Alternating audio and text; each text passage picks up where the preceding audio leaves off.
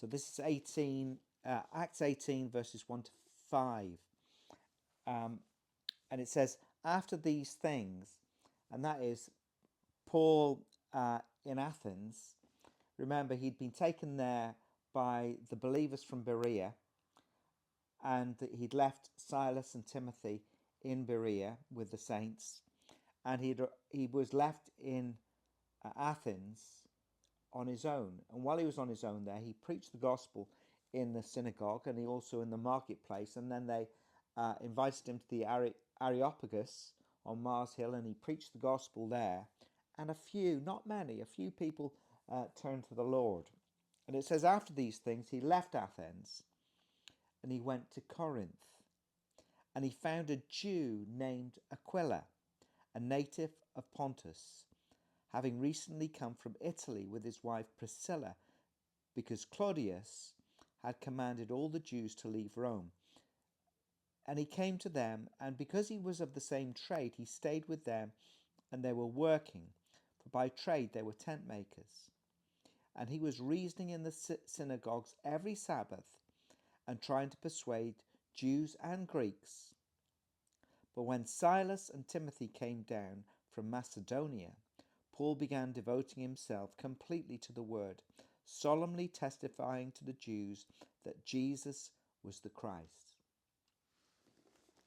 So Paul has come down, he's crossed the sea over to Corinth, and he's there. And while he's there, he's gone to the synagogue, he's preached the gospel, and he's met this couple, Aquila and Priscilla.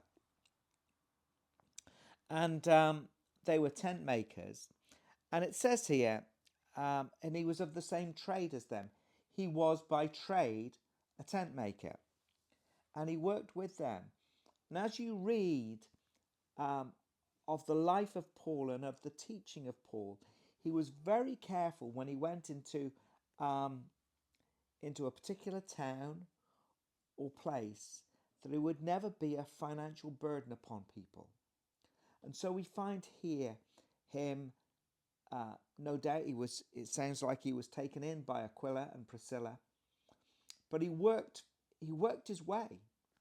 There seemed to be no, well, I've been called by the Lord to preach the gospel here, therefore I shouldn't do any work.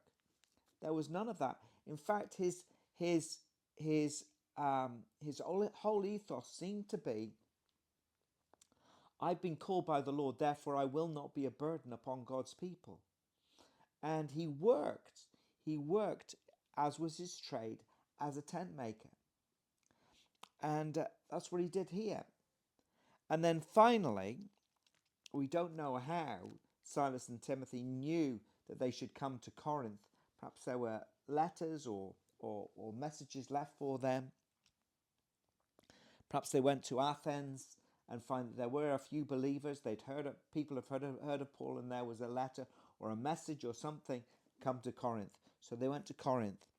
And it says, but when Silas and Timothy came down from Macedonia, Paul began devoting himself completely to the word. It would seem that he stopped his tent making with Aquila and Priscilla because Silas and Timothy had come down. Perhaps it was that they were then able to do work to earn money to support Paul. But also I think perhaps there was a gift that was sent down with Silas and Timothy from the believers in Macedonia who wanted to support this ministry and this going out. Perhaps they felt, even though Silas and Paul had been sent out by the church originally from Antioch, perhaps they thought, well, why can't they be sent out by us and that be supported by them? And they came down, perhaps with a gift from the believers in Macedonia. So Paul felt free now to devote himself full time, the whole time,